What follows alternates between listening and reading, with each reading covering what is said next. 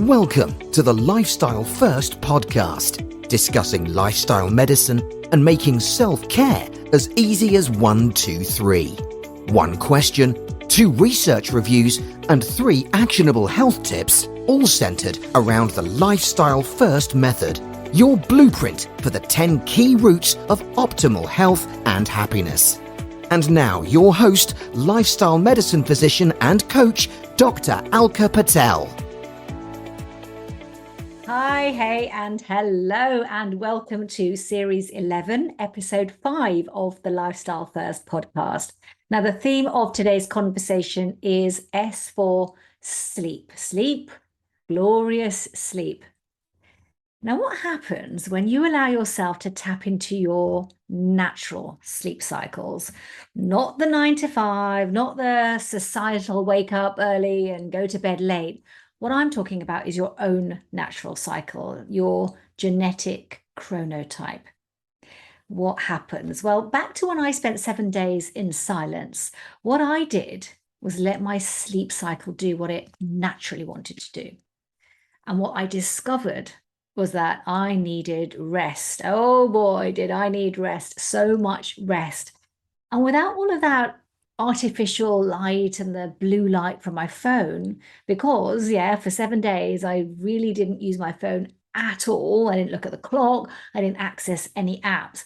Without all that interference to my natural rhythms, what happened was that I started to wake up late. 9 a.m., 10 a.m., 11 a.m. Now, anyone who knows me will know that that is not like me at all. I'm up early. I'm on with the day. And I used to even do morning consultations, which started at 6 a.m. But what I got, that alertness and the energy that I got just from understanding my own sleep and wake cycles whilst on my 7 days of silence, it was pretty immense. Now, I get it. I mean, none of us are, of course, living in these beautiful mountains in Andalusia where I was. Many of us, we have urban lives, and an urban lifestyle means there's kids to drop off to school or morning meetings to go to. But knowing your chronotype, knowing your natural rhythms, it definitely allows you to sleep better, but it also elevates that productivity and that clarity that you want and that you need. So if you know that you're a natural night owl, even though you have to be up early for the kids or work, then targeting what you do by knowing your chronotype means that you can target your tasks that need clarity and decision making to later in the day, which is exactly when night owls are more primed, or in the morning, which is when morning larks are more primed. So what does this mean? Well, it means that you don't need to go and sit in the mountains to figure out what your natural cycle is, because you can test it. And that's what I do. That's why I test chronotypes on so many of my clients. And interestingly, the results might not be what you think, because I always thought I was a morning lark. But when I tested genetically, my chronotype, I'm a night owl, which I didn't believe. But it took me going to those mountains to realize that, this is my natural rhythm. And I guess the reason I didn't believe it is because as humans, we are adaptive, aren't we? We adapt to our environment, we adapt to the demands on us, which is a wonderful thing about being human. But to optimize being human, you have to tap in to how you're made. So look, if you'd like to find out your chronotype, have a test, then definitely get in touch directly with me. It's so interesting. So today's show, well, today we are, of course, talking about sleep, not specifically about your chronotype, but if you remember on last week's show, we talked about sugar. Well, this week we are talking about its best friend, spice. And more specifically, what's the question we're answering? Well, the question that we're answering today is, which spices can help me to sleep better? So let me introduce you now to my guest today, who is Anna Woods. Now, what can I tell you about Anna? Well, Anna has worked in the music industry for 8 years now, and she's recently completed her MBA from Cambridge University. But what she's now doing is she's going back to what I can describe as probably her memories of when she grew up on her family farm in Norfolk. And what she's doing is launching a very, very exciting sustainable food brand. It's called Jux, Jux, Jux. And what it offers is what Anna describes as super sustainable seasonings. I'm going to say that again because I absolutely love it. Super sustainable seasonings. Amazing. Welcome, Anna. Welcome to the show. Thank you so much. It's great to be here. Amazing. So look, we're going to be talking about the spice of life here, aren't we? And today's episode, of course, is focused on sleep. So we will be taking a deep dive into spices that support sleep. And we'll be talking about 3 very specific spices. I want to get into these because there's one spice that is well known, and there's another spice which is lesser known. And there's a third spice when it comes to sleep that's really not known at all for its sleep properties that I do want to shine a light on for its effect as well. So this is going to be a really interesting conversation. But I think before we get going, what I would love you to kick us off with is give us a bit of clarity, because there's a little bit of confusion when we talk about things like spices. We also talk about herbs, and you mentioned seasoning. So I'd love to know the difference. How can you clarify for us the difference between a herb, a spice, and seasoning? Of course. So it can be quite confusing because people do use them interchangeably. But seasonings is really the umbrella term for herbs and spices. So if we're talking about dried herbs and spices are more the seed, the fruit, the root part of the plant. So it's more intense, more dense with essential oils. And the herb side is essentially the kind of alive side of the plant. So this is the leaves, the flowers, the stems. Got it. Okay, that makes so much more sense. So in terms of how the spices get from the shelves into our cupboards, there's a real process there as well. So again, before we get into the nitty-gritty of these 3 particular spices, describe that a little bit for us as well. Take a little bit of the mystery away, I think. So, I mean, the use of herbs and spices really dates back to the prehistoric times. And back then, people would air dry them or dry them in the sun. But fast forward to today in modern times, and I think this is more the case in the UK and less so in other countries, it's quite an intensive processing system. So the plant, the day it was pulled from the ground, for example, looking at a basil or another leafy green, by the time that's dried and reaches our cupboards in the current system, a lot of the nutrients and the flavour is erased. It's quite an intensive heat drying system. So a lot of that goodness is lost in quite an inefficient process along the way. Wow. So that's really important to know, because we talk a lot about the value of spices and what they give us in terms of all their properties. But what you're describing is it might not all be what it seems, because by the time we're actually getting them out of our cupboard, they've lost those properties. Yeah, exactly. And I think we're all guilty to this. And one of the reasons I started the business is open our kitchen cupboards and there's herbs and spices in there that are over 10 years old. And to be honest, the processes that have been used, have been great because it's made it more efficient, more accessible. But I think now, when really the focus today is on food waste and trying to reduce nutrient loss, we really need to rethink how we're processing these foods. And in my mind, it's very inefficient because only about 40% of the flavour and nutrition is kept. And so what we're looking at and what we are doing is introducing a new way of processing the foods. So you can retain up to 99% of the original nutrition. So it's giving people more nutrition and more flavour. And it's more efficient because we reduce the amount of flavour and health benefits that are lost along the way. Wow, that is quite a claim, that difference from all of that loss to 90% retention. So I'm super excited for when your brand launches and we can really start to experience this. Amazing. So it's definitely worth keeping up to date with what Jux is doing and keeping us informed with that. So shall we get into sleep and seasonings or spice. Let's talk about them as the spices for sleep. That would be a great conversation starter. So I want to kick off with one that many of us will know about when it comes to sleep, when we're looking for things that can help support sleep. If you think about the data, I think about 45 to 50% of people now are reporting saying they have trouble sleeping. I mean, it's a huge number. It's a huge issue that we're talking about, either trouble falling asleep or waking up repeatedly through the night as well. And then even when you feel you have slept, you're just tired and not refreshed the next day. So let's zone in into 3 spices that might be able to help either with falling asleep or staying asleep. And the first one is chamomile.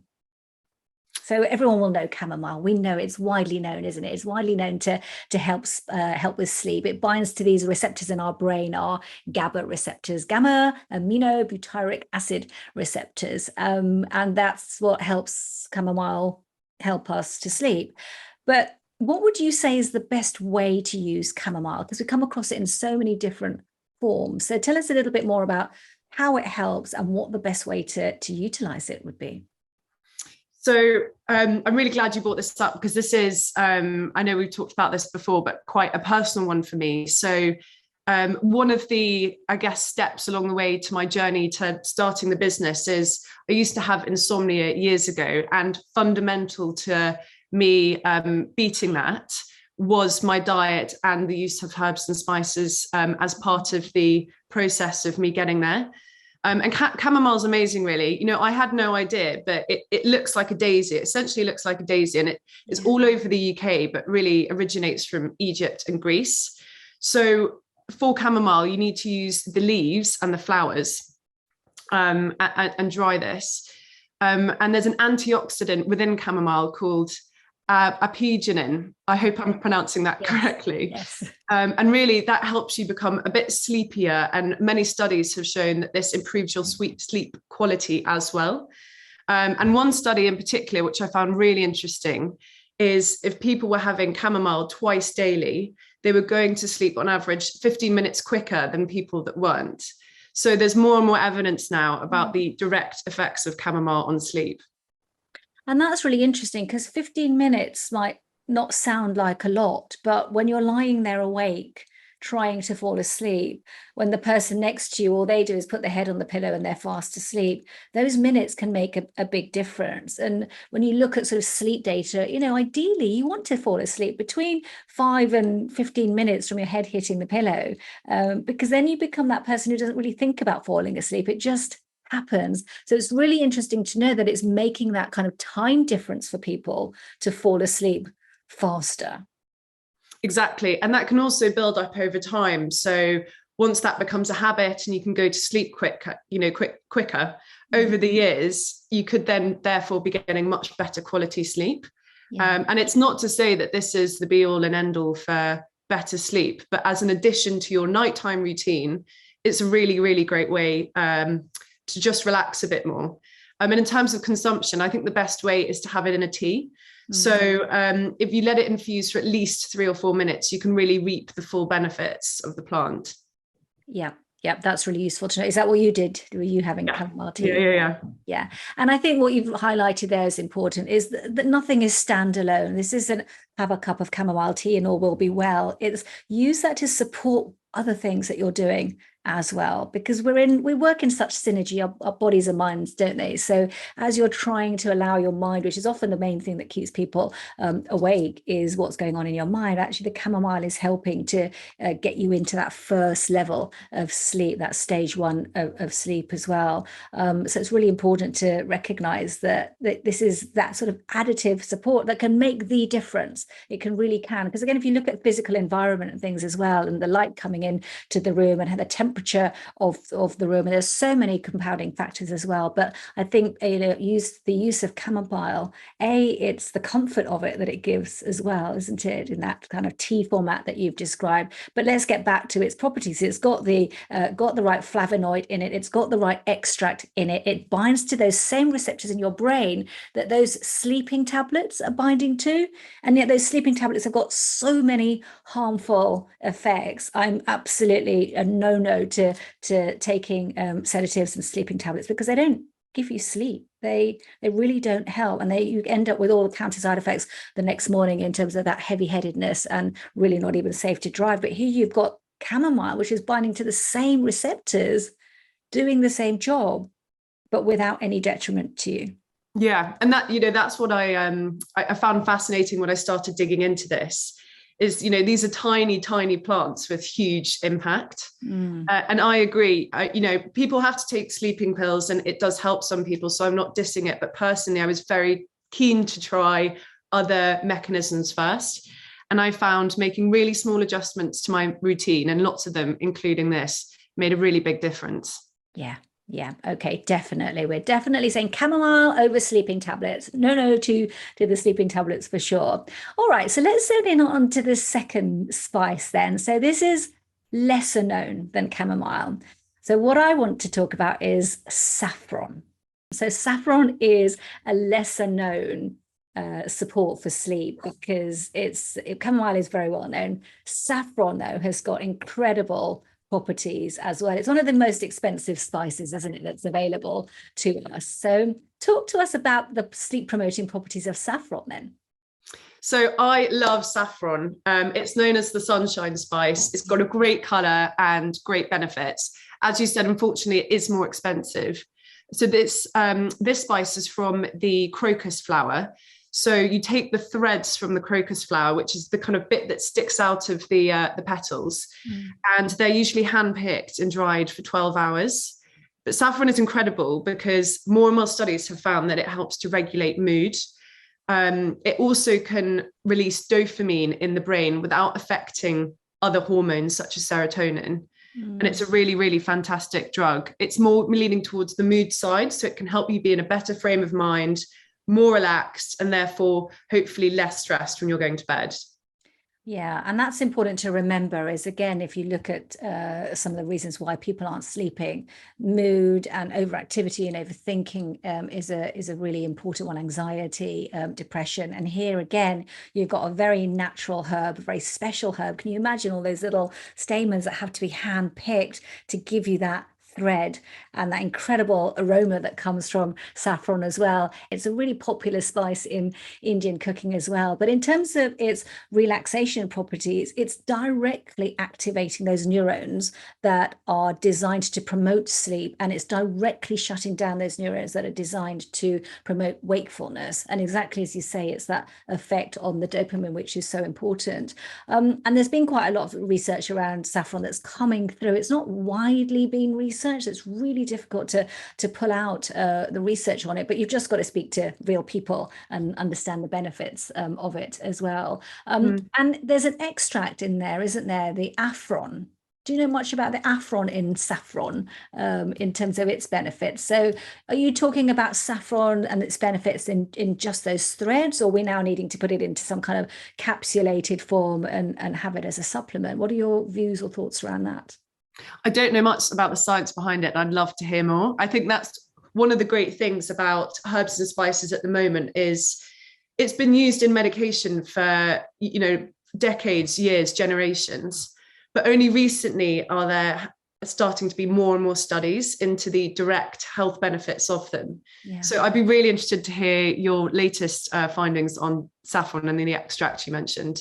Yeah, and I think, as you say, the research needs to happen, but it's not there at the moment. And so I think you just have to, the most important person in the room is the person in front of you, not the whole wide population of the world. So really important to think about what that person in front of you kind of needs. So yeah, there was some research that was done at Murdoch University where they took the saffron extract and gave it to a group of people for 28 days, and the other group didn't receive it. And of course, the sleep quality reported by the adults who took it was much, much higher than those who didn't. They had less sleep disruption. So that if you're someone who's waking up through the night, saffron might be better for you. So we've talked about chamomile, which is really good for inducing sleep. So if you're someone who's lying awake, finding it hard to fall asleep, first point of call, chamomile.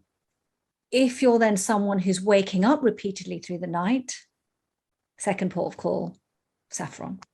So, I mean, and that's fascinating, isn't it? Because there's all sorts of different reasons why people don't sleep. So I tend to take slightly longer than my husband to fall asleep. But when I'm asleep, I'm gone, I'm dead. You could play a marching band in the room and I won't wake up.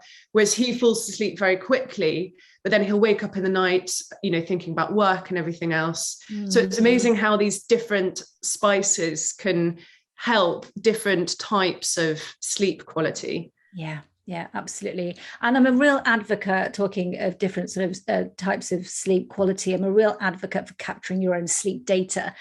So I use lots of my clients and patients, I use wearable devices and gadgets that really identify where in your sleep cycle the disruption's happening, because sometimes you're not aware of it, but your data will tell you. And then you can target what you're doing with a bit more precision. You might take loads of chamomile and say, this isn't helping me, but that's because your issue is later on in the night. Yeah. Right? So I think it's really important to really think about how do we target those interventions for the right reason. And yeah, some of that data can be really helpful to do that as well. So great. So now shall we talk about cryptic spice number 3? So this is a spice that if you ask most people on the street, most people wouldn't connect it to sleeping. They'd connect it to other things, to helping me with bloating or with wind or with heartburn or with even with sort of weight loss, perhaps. And it smells great. And do you know what I'm talking about yet? I'm talking about peppermint. Mint. So how does mint possibly help you to sleep better when it's much more well known for its properties for giving you more clarity, for giving you that alertness? Why is it useful for sleep? So peppermint's a really interesting one because, as you said, you'd associate it with having it after a meal just to help with your digestion. Yeah. But actually, it's got some really interesting properties. And it's actually one of the herbs that we have more solid scientific information on. So this was used way back in the ancient Greek and Roman times. And peppermint is a cross between watermint and spearmint. And it's mainly used to cure headaches and migraines, as well as being a muscle relaxant. So it contains an active ingredient called methanol. And this is a very, very good pain reliever. So if you perhaps get stress headaches or you're a bit stiff, perhaps you've got anxiety, which can cause tension in the muscles, then peppermint is a really, really good thing for you to try. So one of the things you could do is put it in a tea, but alternative ways of doing it, which I quite like to do, is making fresh peppermint sauce or maybe putting it in your soup so you can more easily fit it into your everyday meals and into your diet. Yeah, and that's so interesting, isn't it? Because if you look at our lifestyles, a lot of people go from doing what they're doing actively, they're on their computer all day, and then they go straight to bed. Yeah. Or they've been sat on the sofa for the evening and then they go straight to bed. So of course you're carrying all this tension in your muscles. You're not really giving them an opportunity to relax. Along comes peppermint, which is what it does. It causes muscle relaxation. And therefore, if that tension in your body is something that you notice that you're carrying as you're going to sleep, peppermint then is your go-to, isn't it? Because that's where it's working. It's that it's got those relaxation properties directly on your muscles as well. So yeah, exactly. Yeah, brilliant. What do you feel about the aroma side of things? Because just rubbing peppermint leaves on your hands and the aroma effect, does that help at all? It's an interesting one. So it was actually used for toothpaste as well at some points in time. I really like the aroma, but it does change when you cook with it. So if you think about peppermint ice cream, for example, it's actually got quite a different taste compared to peppermint in your tea. Now, I personally prefer fresh mint in my tea, but I guess that's down to personal preference. But that's another great thing about this herb, is that it's very versatile, not just in its uses, but in its flavor. Yeah, no, I love that. So we've got peppermint, the leaf, and we've got peppermint, the dried herb, and you choose, right, which works better for you. Yeah, exactly. Amazing. Love that. So we really have, I think, untangled 3 really key spices and identified where in the sleep cycle they might be most helpful for for anyone who's listening. So this has been really, really fascinating and really lovely to just zone in on what is such an important topic. And I'm really looking forward to your work and your what you're launching and developing. But before we leave, shall we leave everyone with those 3 actions, 3 things that people who are listening, who really want to use spice in a way to help their sleep and learn more about spice, can do straight away? And now, here is your lifestyle first prescription. Your 3 activating actions to take you from knowing to doing. Great. So my first one is fitting herbs and spices into your weekly veg targets. So for example, are you aiming to eat 30 different plants a week or just get your 5 a day? Remember, herbs and spices can very much form part of this. So think about one addition you can make to your daily routine that will increase your intake in herbs and spices and help you achieve that goal of sleeping better. So is it putting peppermint in your tea? Is it putting chamomile and peppermint together in your tea? Is it making saffron risotto? Is it making saffron mash? You know, there's lots of different small ways you can incorporate that into your daily routine. And actually, one thing I should mention, which is really important, is if you're using dried herbs in cooking, make sure you cook it for about 20 minutes, and that will just give it time to rehydrate, and then you can get the full benefits of the flavor and the nutrition.